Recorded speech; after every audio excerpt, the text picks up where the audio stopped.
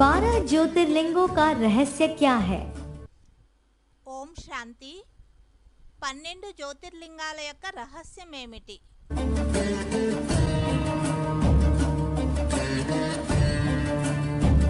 शिवलिंग का ही गायन है ना, गायन में पूजन है, फिर 12 ज्योतिर्लिंग क्यों कहते हैं? ఆ అన్న ఎవరో బాబాని ప్రశ్నించారు. శివలింగానికే గాయనం ఉన్నది కదా, గాయనము పూజ, మరి 12 జ్యోతిర్లింగాలు అని ఎందుకంటారు అన్నారు.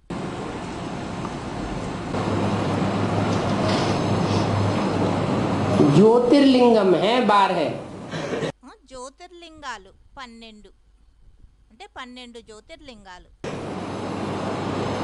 क्या अगर शिवलिंग भी कहे तो भी ठीक है. ఏంటి శివలింగాలు అంటేను విషయం బాగానే ఉంటుంది. ज्योति के लिंग ఏమన్నారు? జ్యోతిర్లింగాలు అంటే జ్యోతి యొక్క లింగాలు అని. ज्योति माना ज्ञान की ज्योति. జ్యోతి అంటేనే జ్ఞానం యొక్క జ్యోతి. और ज्ञान तो जानकारी को कहा जाता है, सच्चाई को कहा जाता है. జ్ఞానము అంటే జానకారి అంటే తెలుసుకోవడాన్ని గుర్తించడాన్ని జ్ఞానము అంటారు. మరి సత్యతను కూడా జ్ఞానము అంటారు. तो जो सत्य का प्रसारण करने वाले हैं वो 12 ही हैं. మరి సత్యాన్ని నలువైపులా వ్యాపింపచేసేవారు, ప్రసారం చేసేవారు కేవలం 12 మంది మాత్రమే. जिन 12 में दुनिया की सब आत्माएं बटी हुई हैं.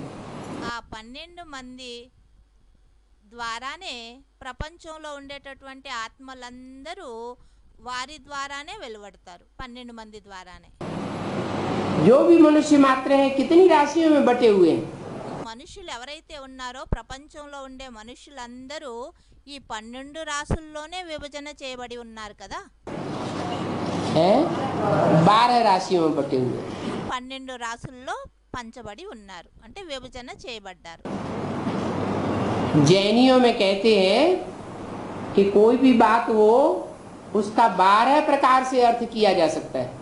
జైనీయులు అంటారు ఏదైనా ఒక మాట ఉంది అంటే అది 12 ప్రకారాలుగా దానికి అర్థాలు తీయొచ్చు అంటారు. और 12 ही प्रकार की बातें सच्ची होती हैं. మరి 12 ప్రకారాలైనటువంటి మాటలు సత్యమే అవుతాయి. देश काल व्यक्ति समय के आधार पर. దేశము, వ్యక్తి, సమయము మరియు సంవత్సరాల ఆధారంగా ఆ 12 విషయాలు సత్యంగానే రుజువు అవుతాయి. तो ये जो 12 हैं उनमें वो शिवलिंग शब्द देखने में आता है. ఈ 12 మంది ఎవరైతే ఉన్నారో వారిలో వారి ప్రతి ఈ 12 జ్యోతిర్లింగాలు అనే శబ్దం వారికే వర్తిస్తుంది. ज्योतिर्लिंगम वो ज्योति समाई हुई है 12 में. జ్యోతిర్లింగం అంటే ఆ 12 మందిలో జ్యోతి అనేది నిండి ఉంటుంది అంటే జ్ఞాన ప్రకాశంతో వాళ్ళు నిండి ఉంటారు అని అర్థం. है अलग अलग प्रकार से. అయితే 12 మంది ఒకే సమానమేమీ కాదు, వేరువేరే. क्योंकि जिनमें प्रवेश होता है 12 में 11 में वो 11 रुद्रगण कहे जाते हैं. ఎవరిలో అయితే ప్రవేశిస్తారో ఆ 11 మందిలో ఆ 11 మంది 11 రుద్రగణాలు అని పిలువబడతారు. साक्षात रुद्र उनमें प्रवेश होता है. సాక్షాత్ రుద్రుడు ఆ 11 మందిలో ప్రవేశిస్తారు. शिव को रुद्र नहीं कहा जाता है. శివుణ్ణి రుద్రుడు అని అనడానికి సాధ్యం లేదు. शिव तो शिव ही है, सदैव कल्याणकारी है, सदा शिव कहा जाता है. శివుడైతే శివుడే. శివుడు అంటేనే సదా ఎల్లప్పుడూ కళ్యాణకారి. ఆయన సదాశివుడు. वो जिसमें प्रवेश करता है मुकर्रर रूप से वो रौद्र रूप धारण करता है। ఆయన ముకరరు రూపంలో ఏ తనువులో అయితే ఆ సదాశివుడు ప్రవేశిస్తారో ఆయన్నే రుద్రుడు అంటారు. तो जिनमें 11 में प्रवेश करता है वो 11 रुद्रगण है और ఆ రుద్రుడు 11 మందిలో ప్రవేశిస్తారు, అందుకే వారినే రుద్రగణాలు అంటారు. वो स्वयं 12 మరి ఎవరైతే ప్రవేశిస్తారో ఆయన స్వయం 12వ ఆత్మ. बाबा वो 12 ज्योतिर्लिंग का क्या रहस्य है? ఎవరో అన్నయ్య ప్రశ్నించారు, బాబా 12 జ్యోతిర్లింగాల యొక్క రహస్యం ఏమిటి అని. 12 जो आत्माएं हैं सूर्यवंश की 12 మంది ఆత్మలు ఎవరైతే ఉన్నారో సూర్యవంశానికి చెందిన వారు,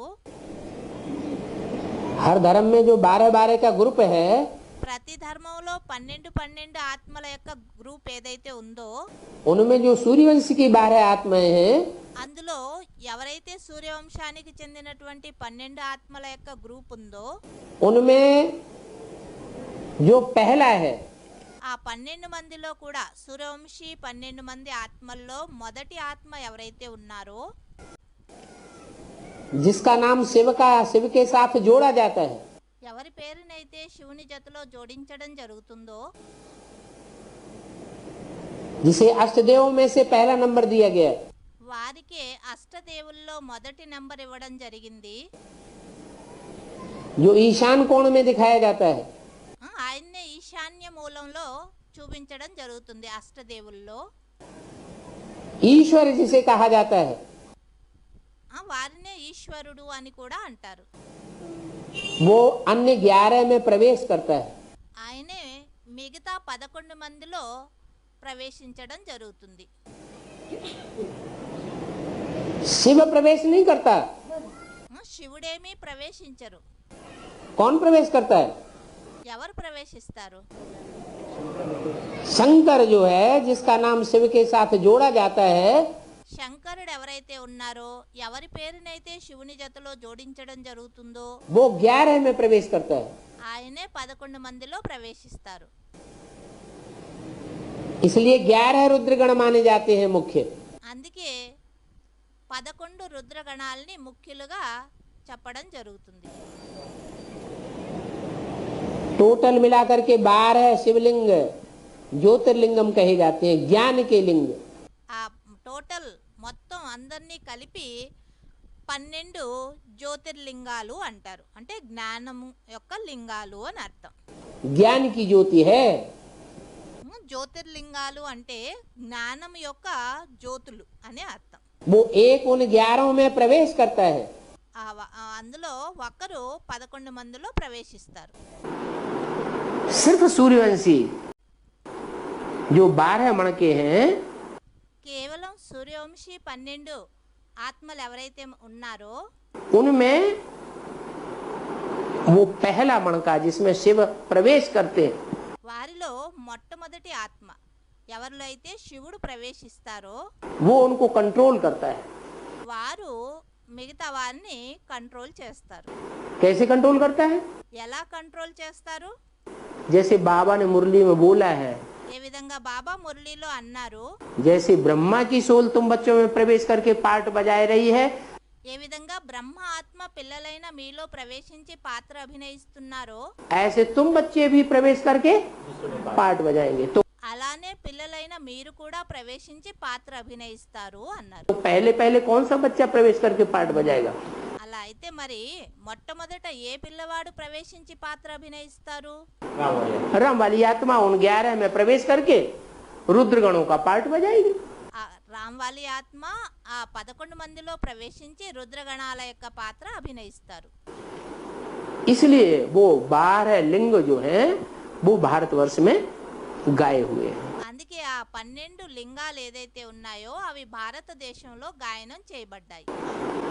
पूजे जाते हैं। గాయనము చేస్తారు, పూజ కూడా చేస్తారు వారికి.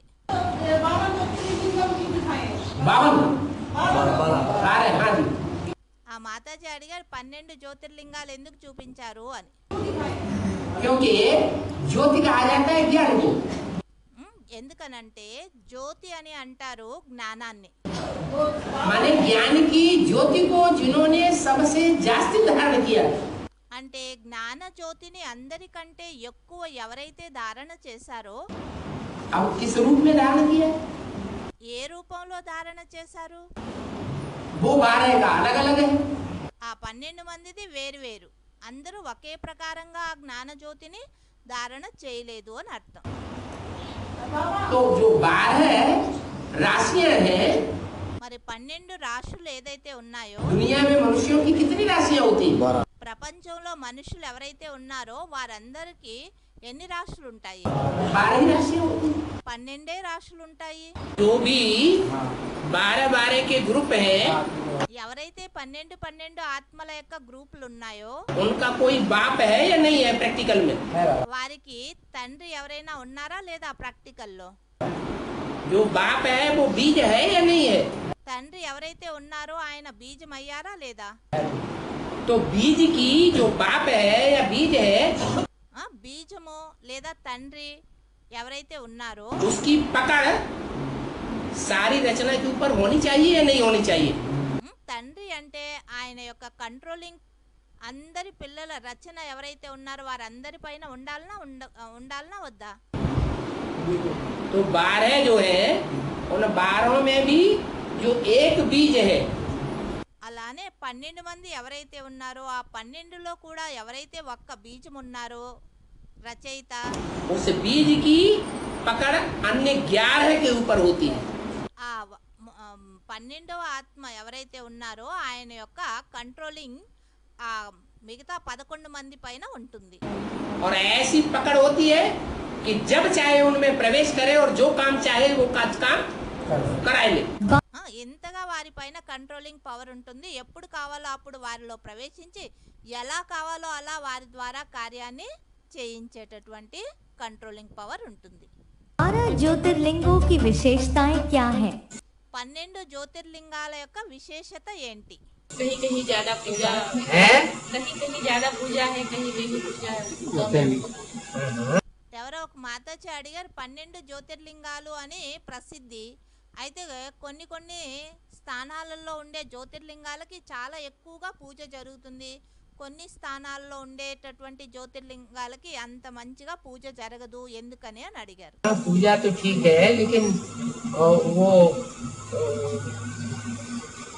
एक दूसरे से श्रेष्ठ भी तो माने जाते हैं। బాబా అన్నారు భలే పూజ అందరికీ సమానంగా జరగదు, అది సరైన విషయమే.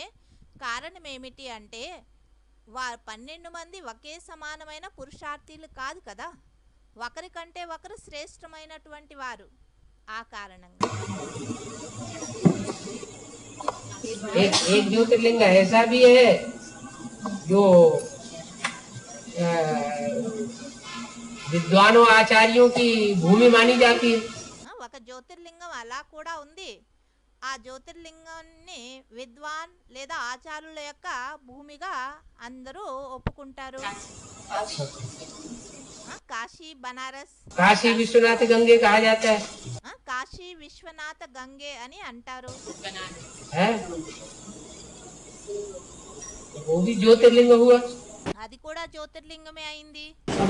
मुरली में बोला है कि 12 ज्योतिर्लिंग जो 11 ज्ञान सुनते हैं वो 12 ज्योतिर्लिंग के रूप में गाए जाते हैं। तो इसका मतलब क्या है बाबा? అన్నయ్య అన్నారు 11 రుద్రగణాలు జ్ఞానం చాలా వింటారు, మరి 12 జ్యోతిర్లింగాలు అని గాయనం ఉంటుంది, దీని అర్థం ఏమిటి అన్నారు. ज्यादा सुनते हैं सिर्फ, కేవలం ఎక్కువగా వింటారా? ज्यादा ज्ञान सुनने में प्रवीण होते हैं, सुनने में प्रवीण होते हैं, समझने में नहीं। ఆ అన్నయ్య అన్నారు వాళ్ళు వినడంలో చాలా ఎక్స్పర్ట్లు అయ్యి ఉంటారు అన్నారు. బాబా అన్నారు కేవలం వినడంలోనే ఎక్స్పర్ట్లా, అర్థం చేసుకోవడంలో కాదా?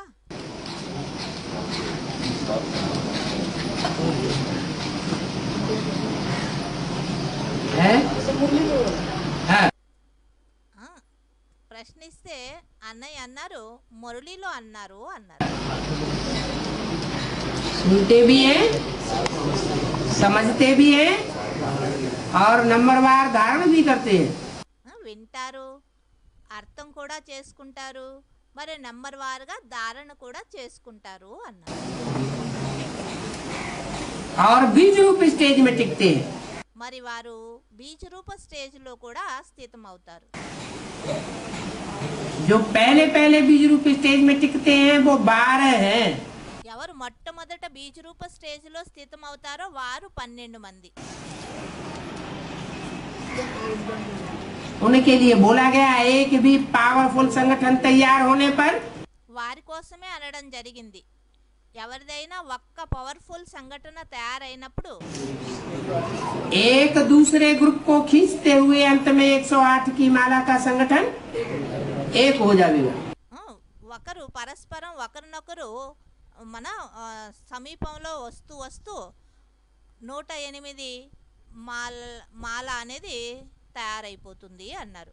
ఒక గ్రూప్ తయారైపోయింది అంటే మిగతా గ్రూపులను కూడా తమ వైపు ఆకర్షణ చేసుకుని ఒకరినొకరు 108 మంది అంటే 9 గ్రూపులు తయారైపోతాయి అని అర్థం.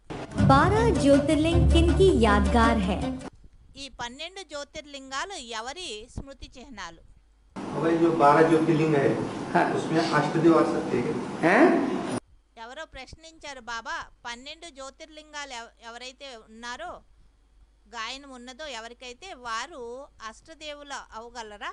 12 ज्योतिर्लिंग में अष्टदेव 12 జ్యోతిర్లింగాలలో అష్టదేవులు వస్తారా? अष्टदेव అష్టదేవులు 12 ज्योतिर्लिंगम जो है वो 12 उन आत्माओं की यादगार है 12 జ్యోతిర్లింగాలు ఏవైతే ఉన్నాయో 12 మంది ఆత్మల వారి యొక్క స్మృతి చిహ్నాలు जो 11 रुद्र बनते हैं। ఎవరైతే వారిలో 11 మంది రుద్రులుగా అవుతారు. जिनमें मुखिया प्रवेश करता है। వారిలో ముఖ్య ఎవరైతే ఉన్నారో వారు ప్రవేశిస్తారు. शिव प्रवेश करता है या मुकर्रर पाठधारी प्रवेश करता है? శివుడు ప్రవేశిస్తారా 11 మందిలో, లేదా ముకరర్ పాత్రధారి ప్రవేశిస్తారా?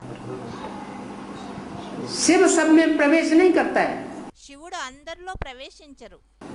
शिव तो एक व्यापी बनकर के प्रत्यक्ष होता है संसार में। శివుడైతే ఏకవ్యాపి అయ్యి ప్రపంచంలో ప్రత్యక్షం అవుతారు. हाँ, जिस मुकर्रर रथ में आता है वो आत्मा 11 रुद्रों में प्रवेश करती है। శివుడు ఏ ముకరర రథములో అయితే వస్తారో ఆయన మిగతా 11 మంది రుద్రగణాలు ఉన్నాయి కదా వారిలో ప్రవేశిస్తారు.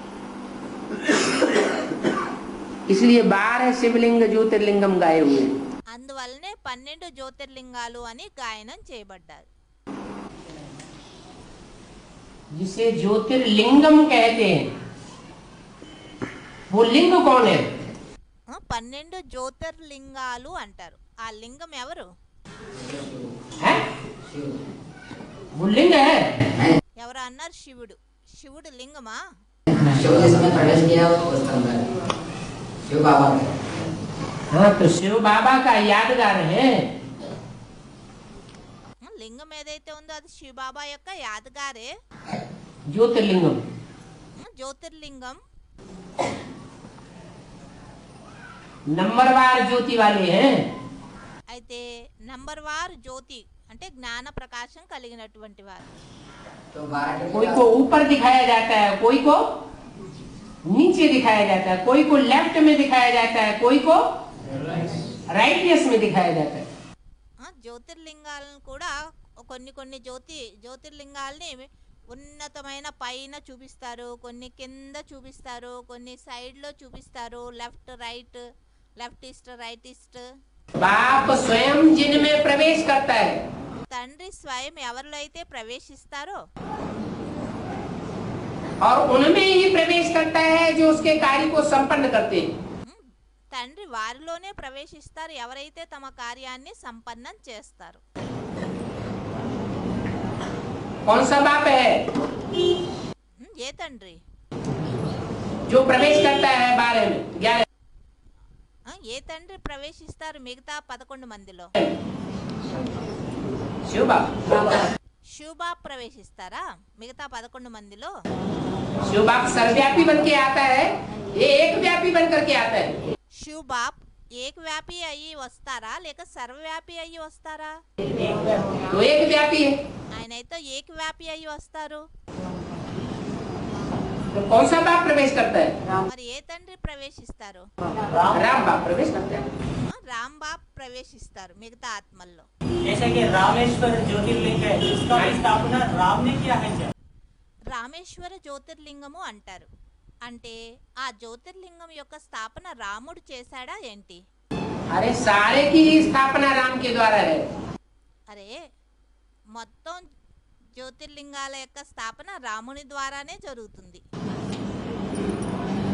इसीलिए उसको कहते हैं ज्योतिर्लिंगम। అందుకే వాటిని అంటారు జ్యోతిర్లింగాలు అని. ज्योति का लिंग, జ్యోతి యొక్క లింగాలు. वो ज्ञान की ज्योति है। అవి జ్ఞానం యొక్క జ్యోతులు. ज्ञान कहाँ से आता है? జ్ఞానం ఎక్కడి నుంచి వస్తుంది? मीडिया कौन बनता है? జ్ఞానము ఎవరి ద్వారా లభిస్తుంది? మీడియా ఎవరు అవుతారు? इसलिए 12 मुख्य, 12 అందుకే 12 మంది ముఖ్యులు అంటారు. ज्योतिर्लिंग क्या पतितों को पावन बना सकते हैं? 12 జ్యోతిర్లింగాలు పతితుల్ని పావనంగా తయారు చేయగలరా? इसका मतलब शिव जिसके द्वारा प्रत्यक्ष होता है, దీని అర్థం శివుడు ఎవరి ద్వారా అయితే ప్రత్యక్షం అవుతారో, शिव जिसके द्वारा प्रत्यक्ष होता है वो मीडिया ही उन 11 में प्रवेश करता है। శివుడు ఏ తనువులో అయితే ప్రవేశిస్తారో ముకర రూపంలో ఆయనే ఆ మీడియానే మిగతా 11 మందిలో ప్రవేశిస్తారు. और प्रवेश करके उनकी बुद्धि को चलाता है। ప్రవేశించి వారి బుద్ధిని నడిపిస్తారు. बाकी शिव तो एक व्यापी है कि सर्वव्यापी है? అంతేకాని శివుడైతే ఒక్క వ్యాపినా లేక సర్వవ్యాపినా? शिव तो एक व्यापी है। శివుడైతే ఏకవ్యాపి అయ్యారు, ఒక్క వ్యాపి అయ్యి వస్తారు. जो मूर्ख है वो अपने को शिवलिंग बनाए बैठे हैं, हम 12वां शिवलिंग है। ఎవరైతే మూర్ఖులై ఉన్నారో, తెలివి తక్కువ తెలివిహీనులు, వారు జ్యోతిర్లింగం అయి కూర్చున్నారు. మాలో శివుడు ప్రవేశించారు, మేము 12వ జ్యోతిర్లింగము అంటూ. हम 11वां शिवलिंग है, हम 10वां शिवलिंग है, आओ हमसे पतित से पावन बनो आके। మేము 11వ జ్యోతిర్లింగము లేక 10వ జ్యోతిర్లింగము, నా దగ్గరకు వచ్చి మీరు పతితుల నుండి పావనంగా అవ్వండి, రాండి అని అందరినీ ఆహ్వానం చేస్తారు.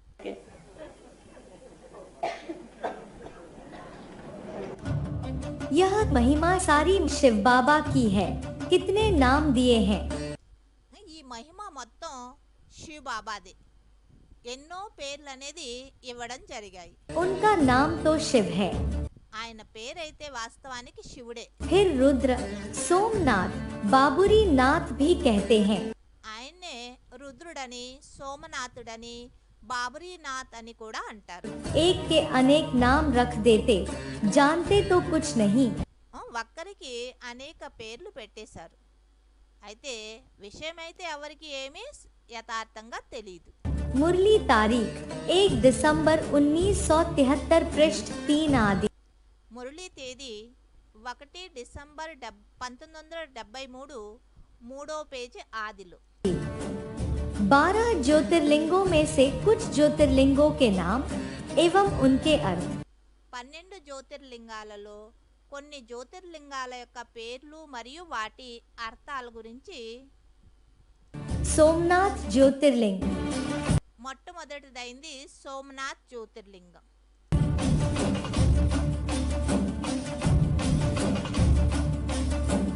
सोम कहते हैं चंद्रमा को, సోమ్ అని చంద్రుడిని అంటారు.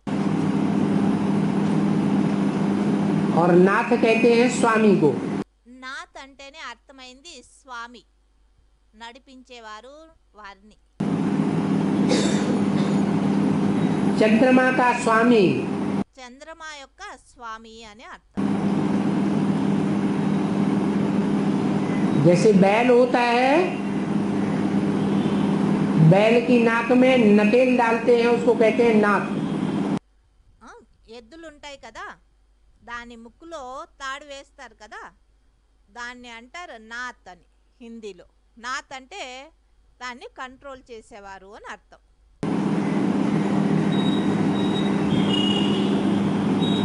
अब जिसने नकेल डाली है वो उसका स्वामी हुआ या नहीं हुआ? ఎవరైతే ఆ ఎద్దుకి కంట్రోల్ చేయడానికి ఆ దారాన్ని ముక్కులో కడతారు కదా, వారు దాని యొక్క కంట్రోలర్ స్వామి అయ్యారు కదా. है बैल की नाक में जिसने नकेल डाली या डलवाई वो उस बैल का स्वामी हुआ या नहीं हुआ? ఆ ఎద్దు ముక్కులో ఎవరైతే తాడుని వేస్తారో వేయిస్తారో వారు ఆ ఎద్దు యొక్క కంట్రోలర్ లేదా స్వామి అయ్యారా లేదా? हुआ। అయ్యారు కదా. ऐसे ही ये ज्ञान चंद्रमा, అలానే ఈ జ్ఞాన చంద్రమా, उसको सोम कहा जाता है। ఆ జ్ఞాన చంద్రుడినే సోమ్ అని అంటారు. बाबा 12 ज्योतिर्लिंगों में प्रजापिता का स्थान कहाँ है? सोमनाथ है कि विश्वनाथ है? మాతాజీ అడిగారు 12 జ్యోతిర్లింగాలలో రామ్వాలి ఆత్మ యొక్క స్థానం ఎక్కడుంది? సోమనాథ్లోనా మన విశ్వనాథుడా సోమనాథుడా అని. 12 ज्योतिर्लिंगों में प्रजापिता का लिंग जो स्वरूप है तो सोमनाथ में है कि विश्वनाथ में? 12 జ్యోతిర్లింగాలలో ప్రజాపిత యొక్క స్థానం ఏది? సోమనాథ లేక విశ్వనాథ అని అడుగుతుందా. सोम किसे कहते हैं? సోమ్ అని ఎవరిని అంటారు? हैं? ज्ञान को सोम कहते हैं। ఆవిడ అన్నారు జ్ఞానాన్ని సోమ్ అని అంటారా? जो सोमवार नाम पड़ा है दिवस का, वो कौन सी आत्मा है जिसके नाम के आधार पर सोमवार नाम पड़ा है? బాబా అన్నారు వారాలలో ఏ వారం పేరు సోమ అనే పేరు వచ్చింది, ఆ సోమ అనే పేరు ఏ ఆధారంతో వచ్చింది అని అడిగారు. ఎవరి పేరు ఆధారంగా సోమవారము అనే పేరు పడింది? सोम माने चंद्रमा, సోమ్ అంటేనే చంద్రుణ్ణి సోమ అంటారు. और सोमनाथ ఇక్కడ సోమనాథ్ అనే పేరు వచ్చింది. जैसे कन्या की शादी होती है ना, ఏ విధంగా కన్యకి వివాహం అవుతుంది కదా, तो शादी होने से पहले नथनिया नहीं होती है। ఉత్తరప్రదేశ్లో వివాహానికి ముందు ముక్కు కుట్టించుకోరట. कोई कन्या को शादी होने से पहले नथनिया पड़ी हुई देखी? ఎవరైనా కన్యలకి వివాహానికి ముందు ముక్కు కుట్టించుకున్నట్లుగా ఎక్కడైనా చూసారా అని అడుగుతున్నారు. नहीं देखी। और ఉండరు, ఎక్కడ ఉండరు, ఎవరు ఉండరు. शादी हो जाती है तो उसके बाद नाथ डाली जाती है।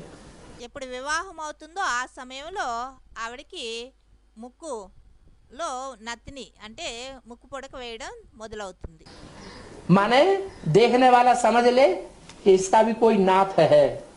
అంటే చూసే వాళ్ళకి అర్థమైపోతుంది వీళ్ళకి కూడా వీరికి కూడా ఎవరో నాథ్ అంటే స్వామి ఉన్నారు అని, కంట్రోల్ చేసేటటువంటి పతి ఉన్నారు అని అర్థం. नाथ डालने वाला, ముక్కులో ముక్కు పుడక వేసేటటువంటి పతి నాథ్ అంటే స్వామి ఉన్నారు అని అర్థం.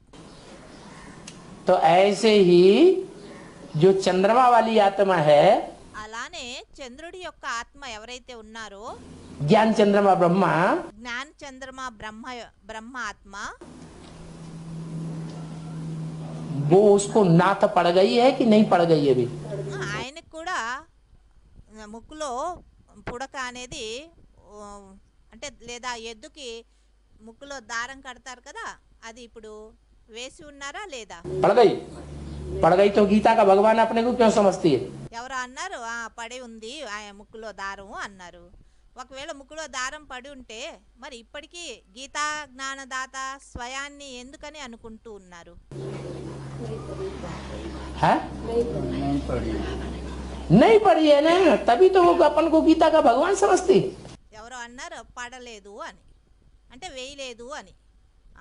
ఇంకా వేయలేదు, ఆ కారణంగానే ఆయన స్వయాన్ని ఇప్పటికీ గీతా భగవాన్ నేనే అని అనుకుంటారు. जब नाथ पड़ जाएगी तो जो नाथ डालने वाला होगा, ఆయన ముక్కులో ఎప్పుడైతే ముక్కు పుడక అనేది వచ్చేస్తుందో, ఆ ముక్కు పుడక వేసేటటువంటి నాథ్ స్వామి ఎవరైతే ఉంటారో उसको गीता का भगवान समझेगी। అప్పుడు ఈయనే గీతా భగవానుడు అని ఆ ఎద్దు లేదా జ్ఞాన చంద్రమ ఎవరైతే ఉన్నారో వారు అనుకుంటారు. भगवान का साकार रूप पति परमेश्वर उसको समझेगी या अपन को समझेगी। అప్పుడు పతి పరమేశ్వరుడని ఆ గీతా భగవానుడని ఆ భగవంతుడిని భగవంతుడే అని అనుకుంటుందా, లేదా స్వయమే గీతా భగవానుడని అనుకుంటుందా? అప్పుడు उसको ही समझेगी।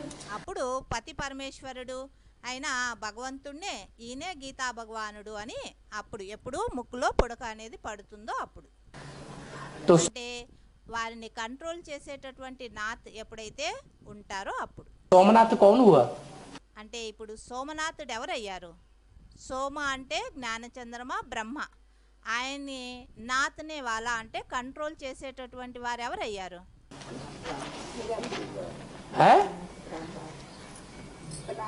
राम वाली आत्मा जो है वो सोमनाथ हुई। రామ్వాలి ఆత్మ ఎవరైతే ఉన్నారో ఆయనే సోమనాథ్ అయ్యారు. जिसमें शिव बाप प्रवेश करते हैं, వారిలోనే శివ్ బాప్ ప్రవేశించడం జరుగుతుంది.